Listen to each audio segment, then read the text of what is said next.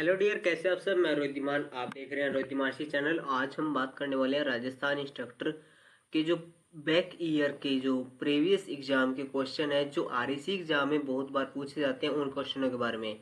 लेकिन मैं आपको एक मेन बात बता दूं, इस वीडियो के अंदर आपको सारे क्वेश्चन नहीं मिलेंगे। इजी क्वेश्चन मैंने हटा दिए हैं क्योंकि इजी क्वेश्चन से आपका टाइम वेस्ट होगा। केवल हार्ड क्वेश्चन मैंने इसके अंदर रखे हैं और ऐसी क्वेश्चन आपको रेगुलर जब तक आपका एग्जाम नहीं होता तब तक आपको ये वीडियो ऐसी ऐसी वीडियो मिलती रहेंगी, जिससे कि आपके सामने जो हार्ड क्वेश्चन आते हैं उनको आप कैसे प्रिपेयर कर सकते हैं, इस कारण से मैंने वीडियो बनाना स्टार्ट किया। तो चलिए चलते हैं हम फर्स्ट वीडियो पे। फर्स्ट क्वेश्चन हमारा, सेंसिबल हीट फैक्टरीज।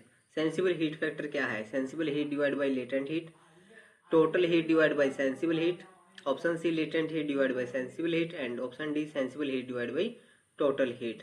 जहां पे मुझे रिक्वायरमेंट लगे कि इसका इस आंसर को डिस्क्राइब करने की जरूरत है, वहां पे डिस्क्राइब किया जाएगा, अदरवाइज उसको ऐसे ही ऑप्शन वाइज आंसर कलेक्ट किया जाएगा। Sensible heat factor is sensible heat divide by total heat. यहाँ पे सेंसिबल हीट और टोटल हीट को जब डिवाइड करेगा तो हमारा सेंसिबल हीट फैक्टर कहलाता है। क्वेश्चन नंबर 2 है, a Carnot heat pump work between 27 degree Celsius and 327 degree Celsius, what will be its COP. ऐसे क्वेश्चन आपको हर एक एग्जाम में अंदर बहुत मिलेंगे और इसका मैं डिस्क्राइब भी करने वाला हूँ कैसे होगा। पहले क्वेश्चन को समझ लेते हैं एक बार। एक कार्नोट हीट पंप है जो 27 डिग्री सेल्सियस और 327 डिग्री सेल्सियस के बीच काम करता है, तो इसका सीओपी इसने पूछा है। देखिए सीओपी पूछा है 0.09, 1.00, 1.09 एंड 2.0। लेकिन इसको हम कुछ अलग उससे देखते हैं, कंप्लीट सोल्व करने के उससे। देखिए COP of Carnot heat pump, इसका फॉर्मूला क्या है? T1 divide by T1 minus T2। अब गिवन क्या है? T1 क्या है हमारा? 327 डिग्री सेल्सियस, ये किसके बराबर होता है? 600 कैलोरी के। T2 27 डिग्री सेल्सियस 300 के। तो सीओपी का फॉर्मूला यहाँ पे क्या था? T1 divide by T1 minus T2। तो T1 हमारा 600 है एंड डिवाइड बाई 600 माइनस 300। तो 600 माइनस 300 करें तो 300। 300 को जब 600 से डिवाइड किया तो सीओपी हमारा क्या आया? 2 आया। तो यहाँ पे हमारा आंसर डी सोल्व हो जाएगा। आप इसको रिटर्न कर लेना, क्योंकि इसी प्रकार के क्वेश्चन आपको बहुत मिलेंगे जिनके अंदर केवल वैल्यू चेंज होगी। ठीक है, सीओपी का फॉर्मूला यही रहेगा। क्वेश्चन नंबर 3 है, a Carnot engine receiving heat a 400K has an efficiency of 50%. What is the COP of a Carnot refrigerator working between the same temperature limits? मतलब क्या कह रहा है? 400K पर ऊष्मा प्राप्त करने वाले कार्नोट इंजन की दक्षता 50% है। समान तापमान सीमा के बीच काम करने वाले कार्नोट रेफ्रिजरेटर का सीओपी क्या होगा? 4 होगा, 1 होगा, 2 होगा या 3 होगा? इसको भी हम सोल्व करेंगे। देखिए सीओपी कार्नोट का फॉर्मूला क्या है? T L divide by T H minus T L. और गिवन क्या है यहाँ पे? एन कार्नोट गिवन है 50%, उसकी एफिशिएंसी है मतलब 0.5, और टी एच यहाँ पे हमारा दिया हुआ है 400K। तो N Carnot is equal to T H minus T L divide by T H is equal to 1 minus T L divide by T H हो जाएगा। ठीक है, और T L divide by T H efficiency उसने दी थी 0.5 दी थी, मतलब हाफ 1/2। तो नाउ सीओपी कार्नोट का फॉर्मूला क्या है? T L divide by T H minus T L. तो इक्वल टू टी एच की वैल्यू हमारे पास है, टी एल हमारा 1 है divide by T N, sorry T H divide by T L minus 1। तो 1 and divide by 2 minus 1 equal to 1। तो यहाँ पे हमारा जो आंसर आएगा वो क्या आएगा? आंसर 1। तो रेफ्रिजरेटर की सीओपी क्या होगी? 1 होगी। क्वेश्चन नंबर 4 है, in case of sensible heating of air the coil efficiency is given by where BPF. BPF मतलब बाईपास फैक्टर। हवा की समझदार हीटिंग के मामले में कॉइल दक्षता जहां पे बीपीएफ द्वारा मापी जा सकती है, तो उसको सही ऑप्शन क्या होगा? BPF minus 1, 1 minus BPF, option C 1 and option D 1 plus BPF. तो सेंसिबल हीटिंग ऑफ एयर के केस में पूछ रहे हैं, तो यहाँ पे राइट आंसर रहेगा option B 1 minus dpf. In case of sensible heating of the coil, efficiency is given by 1 minus dpf, bypass factor. Question number 5 है the operating pressure for refrigerating unit using R12 as the refrigerant is. Refrigerant के रूम में R12 का उपयोग करने वाली refrigerator इकाइयों का ऑपरेटिंग प्रेशर कितना रहता है? प्रेशर मतलब दबाव। अब देखो प्रेशर को हम काउंट कर सकते हैं बार के अंदर, केपी के अंदर, पीएसआई के अंदर, किलोग्राम वर्ग सेंटीमीटर के अंदर। यहाँ पे बार के अंदर पूछा गया है R12 के उसमें, तो यहाँ पे हमारा आंसर रहेगा 8 बार। क्वेश्चन नंबर 6 है the COP of a Carnot refrigerator in winter will be dash as compare to COP in summer. मतलब सर्दियों में कार्नोट रेफ्रिजरेटर का सीओपी गर्मियों में सीओपी की तुलना से क्या होगा? ऑप्शन ए सेम रहेगा, ऑप्शन बी लेस रहेगा, ऑप्शन सी हाइयर रहेगा and option D none of these, इनमें से कुछ नहीं रहेगा। तो इसने किसका पूछा है? सर्दियों में कार्नोट रेफ्रिजरेटर का सीओपी क्या रहेगा गर्मियों की तुलना में?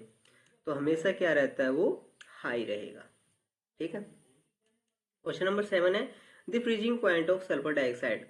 सल्फर डाइऑक्साइड का फ्रीजिंग पॉइंट कितना है? -56.6 degree Celsius, -75.2 degree Celsius, -77.7 degree Celsius and -135.8 degree Celsius.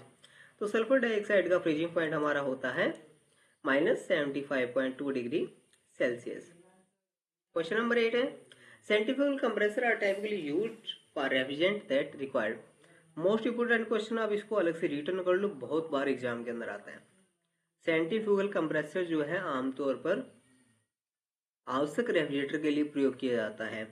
Small displacement and low condensing pressure के लिए, large displacement and high condensing pressure के लिए, small displacement and high condensing pressure and option D large displacement and low condensing pressure के लिए। तो इसका right answer है option D, large displacement and low condensing pressure के लिए हमेशा सेंट्रीफ्यूगल कंप्रेसर यूज किया जाता है।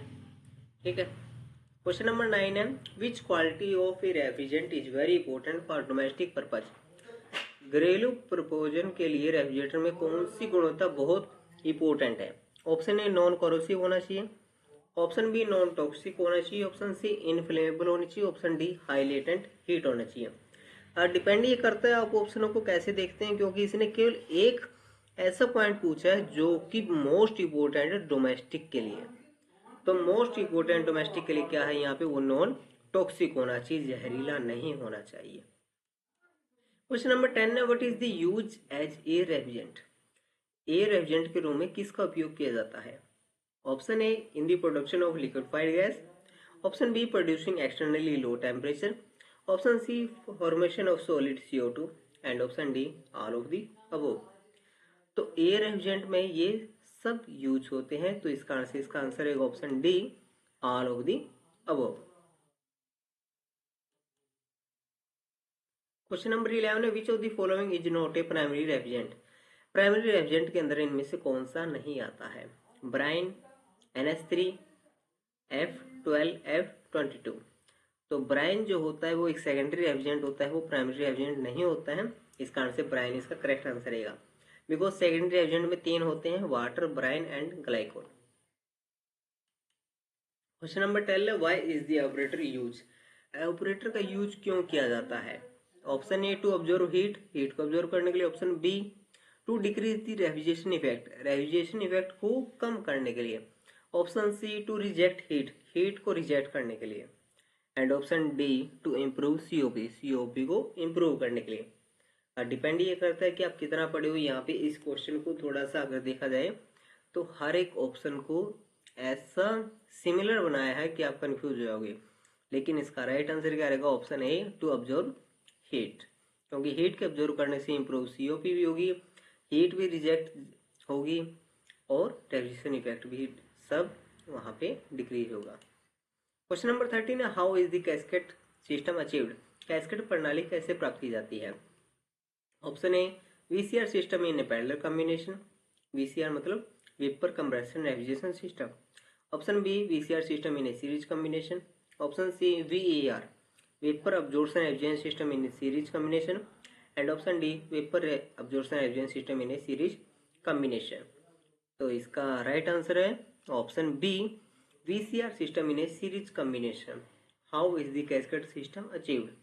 VCR system in a series combination. The cascade revision system जो होता है structure by connecting two or more, दो या दो से ज़्यादा VCR सिस्टम सीरीज में यूज करके डिफरेंट रेफ्रिजरेंट यूज किया जा सकता है, इसमें कैस्केड सिस्टम में। ठीक है। क्वेश्चन नंबर 14 है, which of the following of the refrigerant is used as a refrigerant in lithium bromide absorption refrigerant system. निम्नलिखित में से किस रेफ्रिजरेंट का उपयोग लिथियम ब्रोमाइड अवशोषण प्रशीतन प्रणाली में रेफ्रिजरेंट के रूप में यूज किया जाता है? ठीक है, मतलब कि lithium bromide absorption refrigerant system है, उसमें कौन सा रेफ्रिजरेंट के रूप में यूज किया जाता है? लिथियम ब्रोमाइड, हाइड्रोजन, वाटर या अमोनिया? तो इसका right answer option C, water. Question number 15 है, which of the following is not the advantage of using a closed air refrigeration system? इनमें से कौन सा एयर रेफ्रिजरेशन सिस्टम का एडवांटेज नहीं है? Compact in construction, option B lower COP, option C lighter in weight and option D environment friendly. तो इसका right answer option B lower coefficient of performance, मतलब सीओपी उसकी लोअर रहती है, तो ये इसका एडवांटेज नहीं है। ठीक है। और एक बात और बताना चाहूँगा, आरएससी क्वेश्चन बैंक प्लेलिस्ट का लिंक डिस्क्रिप्शन बॉक्स में मिल जाएगा, वहाँ पे आपको बहुत सी वीडियो मिल जाएंगी जो कि गवर्नमेंट एग्जाम में क्वेश्चन आए हुए हैं उनके ऊपर भी, और जो हमारे चैप्टर हैं उनके ऊपर भी अलग अलग से वीडियो बनाई हुई है, उसके अंदर इंपॉर्टेंट क्वेश्चन है।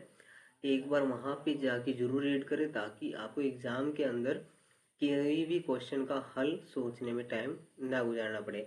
And thank you so much. अगर आप चैनल में पहली बार है तो सब्सक्राइब करना ना भूलें, एंड वीडियो को लाइक एंड शेयर जरूर करें ताकि और बच्चों के पास ये जानकारी पहुंच सके। And thank you so much video. आप देख रहे थे रोहित दिमाना साथ रोहित दिमाशी से। Thank you watching my video. Thank you.